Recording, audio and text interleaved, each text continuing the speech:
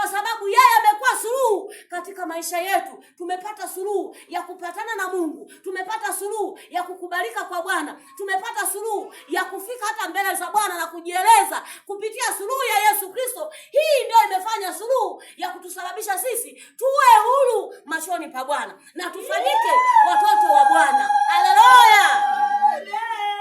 Tumefanyika kuwa watoto wa Mungu kwa sababu suluhu hii imetuondoa katika utumwa.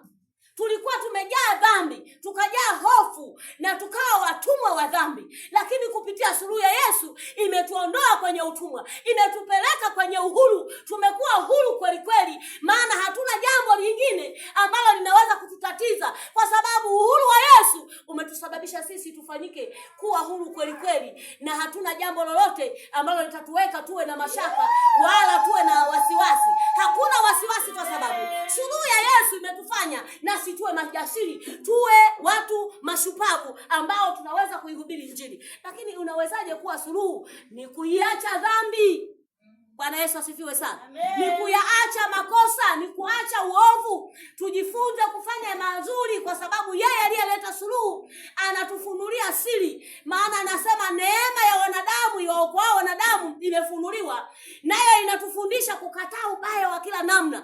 Manake hapo tujifunze kukataa mabaya ya kila namna ambayo yatatusababisha sisi hii suluhu isionekane kwamba ilikuwepo na imepita, imetuweka kuwa huru. Kwa sababu kama hatutakataa mabaya ya kila namna, ina maana kwamba tutaendelea kubaki kugandamizwa, kuwa watumwa wa dhambi. Manake unakuwa mtumwa wa uchawi, umekuwa mtumwa wa uzinzi, umekuwa mtumwa wa ulevi, umekuwa mtumwa wa ukahaba, umekuwa mtumwa wa mfunga majini, umekuwa mtumwa wa kwenda huko Nigeria kuchukua madawa na kujifanya wewe ndio mhubiri mzuri, lakini umekuwa mtumwa wewe kwa sababu hujakaa katika Injili ya Kristo. Nataka nikuondoe katika huo utumwa, rudi kwa Yesu, ufanyike kuwa daraja nzuri. Manake ile suluhu iliyokuja ikusababisha wewe uwe salama kwa Kristo.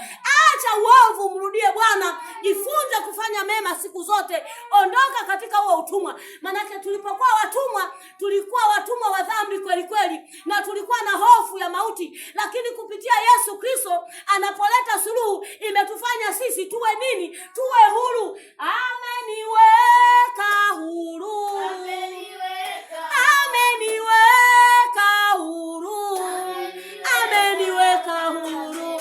Ameniweka huru. Ameniweka huru. Ameniweka huru. Tumewekwa huru kupitia suluhu ya Yesu. Yesu Kristo anatufanya tuwe huru kwa sababu ametuondoa katika utumwa wa dhambi, akatuleta katika utumwa wa uhuru wa Yesu Kristo. Tutumike sisi wenyewe bila kutumikishwa na mtu mwingine yoyote. Zamani zile ukilala, adui anakuambia amka nenda kuiba, amka nenda kuzini, amka nenda kwenye ulevi, amka nenda kugema. Tulikuwa watumwa wa kugema, hata ulanzi tulikuwa watumwa, tulitumikishwa. Lakini huyu Yesu anakuja kuiondoa ile suluhu ya utumwa, anatupeleka kwenye uhuru. Jamani, si raha hiyo? Ni raha. Nataka nikwambie hata wewe unayenisikiliza asubuhi ya leo, nataka nikuondoe katika huo utumwa ulionao, utumwa wa ukahaba, utumwa wa uzinzi, utumwa wa upiga nondo, utumwa wa ujambazi, utumwa wa ugaidi, utumwa wa ubakaji, utumwa wa uvuta bangi, utumwa wa unywa madawa ya kulevya. Nataka nikuondoe huko. Ondoka kwenye utumwa huo, rudi kwa Yesu. Yesu ameleta suluhu ya kumfanya mtu asalimike maisha yake, awe na uzima wa milele. Nataka nikuondoe huko. Toka baba yangu, toka mama yangu, toka wewe kijana, toka wewe binti, toka wewe mlevi uliyezama huko kwenye ulevi. Rudi kwenye suluhu ya Yesu, ikuponye, ikusaidie umjue Mungu wa kweli na umtumikie. Tunaona asubuhi tumejifunza kitu asubuhi hapa.